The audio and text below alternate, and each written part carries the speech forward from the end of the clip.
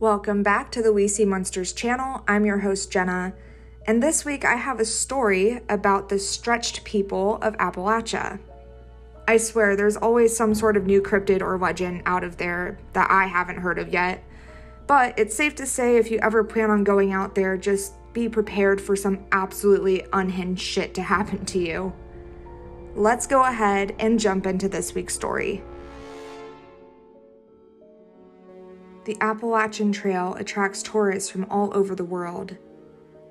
Hiking is considered a rite of passage to some, but the stunning views are what brought my friend and coworker Jeremy and me to the Smokies.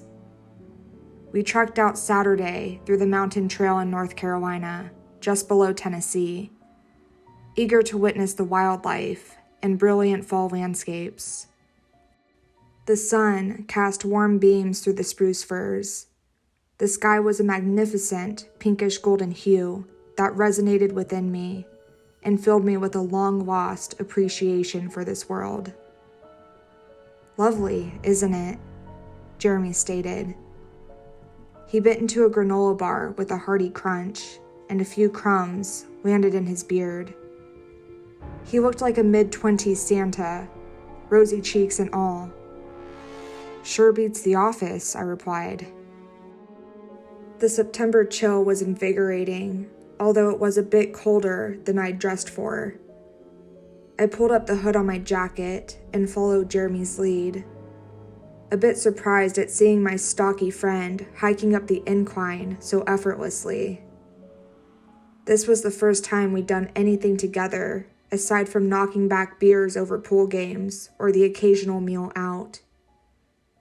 He married young and usually reserved day trips like these for his wife. She was out west with her family this time, and I was happy to take up the offer.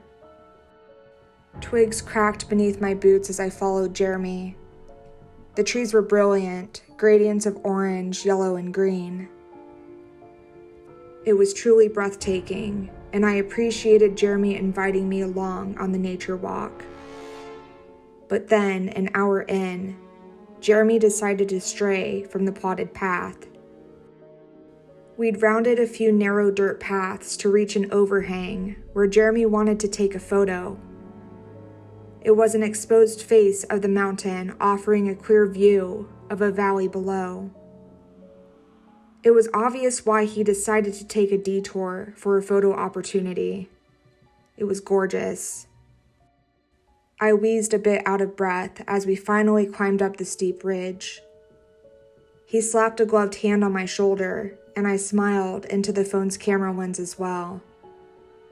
He'd framed a great pic of us with the enormous valley behind us. But then the device slipped from his hand and onto the steep dirt hill. We watched it tumble down into the dense cluster of trees at the bottom. "Fuck," Jeremy yelled. I really didn't look forward to climbing all the way down and then all the way back up again. "Is it cool if I stay here while you get it?" I asked, eager for a break. My calves were sore and tight, and I was out of breath. "Man, you're such an indoor kid," he smirked. He wasn't wrong. I watched Jeremy descend the steep incline, winding down off the path and into the stark shadows of the woods. "Just keep calling it so I can follow the ring," he yelled. I only then realized how utterly isolated this area of the forest was. We hadn't come across another hiker in over 45 minutes, and I gathered our little detour from the main trail must have taken longer than I'd thought. Aside from the rustling of leaves and the occasional creaking of swaying branches, it was quiet. A loud snapping sound echoed up from the basin, a tree branch, more than likely. I dialed Jeremy's number, and soon after, I heard a very faint ringtone. The phone must have tumbled farther than I realized. I shook my head, well aware his screen was likely shattered and he'd be using mine for photos the rest of the hike. I heard the ringing phone continue for a bit, and then stop as it went to voicemail. "Do you see it?" I yelled down the side of the steep incline. The cold air was starting to numb my cheeks. Winter was on its way. No response from Jeremy. I redialed and then listened to the faint ringing from the deep woods below. When it finally went to voicemail once again, I felt a bit anxious. "Jeremy?" I yelled down. A woodpecker's rapid knocking carried over the valley for some unseen tree, but no other sound at all. "Jeremy, are you okay?" I shouted again. There was only the rattling groans of the trees, and occasional cracking of branches was heard from below. I decided to go check on him. Hiking down the decline was easy, but I was well aware the climb back up was waiting. I was careful not to slip as I left the trail and edged my way down into the thick wooded valley where Jeremy had vanished. The pines had looked so small from up on the path, but as I descended, I realized they were enormous. It was a dense wilderness in the basin. Light barely penetrated the intertwined pine needles and leaves. I called out his name again. I should have been within hearing distance, but he still didn't respond. So I called his phone once again. It rang close by. I followed the sound, spotting it a few meters ahead on the forest floor. And sure enough, the screen was cracked, but somehow the phone had survived. And then I noticed something white and pearl-like on the forest floor. I walked closer and squatted down to analyze it. My guts shifted and my throat closed a bit as I realized what I was looking at. A human tooth. "Hey, Jeremy, are you okay?" I called out. I'd seen him reach the bottom, so I knew he hadn't fallen. Maybe the tooth isn't his, I thought, and I peered into the endless pillars of tree trunks that sprawled out into the valley. Though hesitant, I decided to walk a bit in. I kept calling his name. I could hear my own voice faintly echo off the surrounding mountains. I tried to rationalize that maybe Jeremy had just headed a bit inward to relieve himself, but I was getting a bit scared. I felt the fall leaves and pine needles soften my steps as I continued on. I then saw another small, white shape on the ground. It was a bloody human molar, roots and all. The leaves surrounding it were flecked with droplets of fresh, red blood. Any notion of bravery was quickly abandoned due to the fact those teeth landed there recently. I needed to get out of the woods and call the police. I turned back and headed towards the wood's edge in a brisk walk, wishing it was closer. I was a good 30 meters in, and I quickened my pace into a brisk jog. I felt a wave of relief when I saw his hand around a tree up ahead. "Jeremy!" I yelled out, but my jog slowed to a stop and my insides went cold. The hand wasn't as far away as I'd thought it was. Its size had created an optical illusion of sorts. It wasn't Jeremy's. It had long, white fingers and bulbous knuckles and looked distorted, as if a normal human hand had been elongated, somehow stretched out to become twice the length. Worry melted into horror as a large, strange head peeked out from the other side of the thick tree. It was horrible. A mess of pale, saggy flesh that clung loosely to an enormous, stretched skull. A bizarre, exaggerated grin that split the face in two was filled with little pointed nubs of teeth, glistening red. There was no visible nose amid the folds of bunched flesh under the eyes, which were the worst features by far. The eyes were perfectly spherical, white orbs, glossy and wet, that stared at me with eagerness, the way an animal stares at its food. I froze, unable to peel my gaze away from the hideous face that leered at me from behind the tree.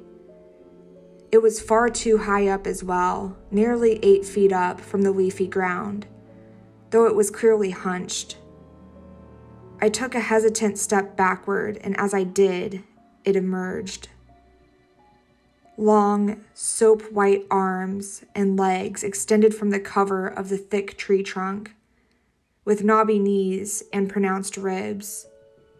It resembled a person suffering from starvation, or perhaps extreme anorexia, yet scaled up to the size of a giant. I stepped back a bit more, my boot squishing into something. I glimpsed down to see a mound of pulpy flesh beneath my boot. It was half of a human hand, a wedding band on the base of a finger missing the tip. It was Jeremy's hand. I then heard what might have been misconstrued as the sound of wind bending those tall trees. That thing was making the sound, and it took a long stride in my direction, the horrible gash of a grin dripping strings of saliva in anticipation. I ran. My heartbeat pounded in my ears as I fled. Adrenaline pumped through me as I ran deeper into the dense woods away from that horrific giant. Wisps of ragged branches scratched my face and snagged my jeans. I soon passed shreds of clothing, chips of bone, and clumps of hair. I ran past stripped finger bones and even a meatless femur. All that remained of Jeremy were the inedible parts. I was going to die in those woods. I slowed my pace when I saw movement up ahead in the distance. 2 naked figures, slender, absurdly tall, and terribly deformed, stalked the woods with the same wide, bulging white eyes and hideous grins. They hadn't spotted me yet. I frantically scanned the area and found a wide-trunked tree that looked rotted and hollowed near the roots. It seemed like the best shot, so I raced over and squeezed myself into the hollowed base of the tree, ignoring the tearing of my jacket and the burn from scraping my skin in the process. I hushed my breathing and waited as still and as quietly as I could. A few minutes later, the sound of cracking of twigs and crushed leaves drew closer. I watched through a gap in the bark as panic flooded my mind. That strange vocalization sounded once again, followed by another voice from further out in the dense forest. They were communicating. A few other rattlings, throaty sounds were made before I heard the sound of footsteps continue on, getting quieter and quieter as they continued on into the woods. I breathed out in relief, but then the view to the woods was blocked by a long, horrific face. One of those things had leaned down to look into the open gap and was now staring directly at me, just a foot away. It was enormous, twice the height of my own head. Those milky white eyes stared at me, and I was sure these were my final moments. The dripping smile of that creature quivered, and it cocked its head slightly to the side. After a few seconds of reeling from the horror of its presence, I understood it wasn't seeing me at all.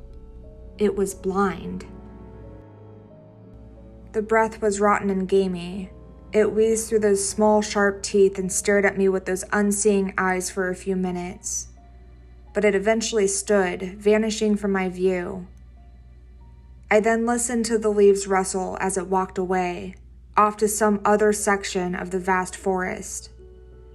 I stayed in that hollow of the trunk for maybe an hour before I finally braved peeking out. They were gone. I was cautious to make little noise as I backtracked as best as I could. I feared I'd lost my way and was heading deeper still, towards those enormous things. But the mountainside soon became visible through the leaves. I'd gotten back to the area that I'd found Jeremy's detached, mangled hand, but it was gone. The cell phone was too, as well as the teeth. Nothing remained of my friend. I climbed out of the valley and began my return, all the while making calls to the park rangers and the local police. By the time I'd made it back to the car, it was surrounded by patrol cars, as well as an ambulance. Officers, rangers, and paramedics were milling about, and they were all eager to question me. I explained the events that had transpired. The police were skeptical, as were the paramedics and rangers. But one weathered, older park ranger named Bob took me aside after the statements were made. Bob looked at me with remorse. He then looked out into the sea of trees and spoke. My grandfather told me a folk tale when I was a child, one that terrified me, one he swore was real. The story of the stretched people of Appalachia. It was an old tale of a family that fell into a cave and were trapped ages ago. But incest and evolution kept them going.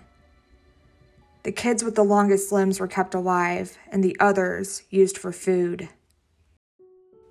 Evolution in the cave took their sight, but selective breeding heightened their stature bit by bit each following generation.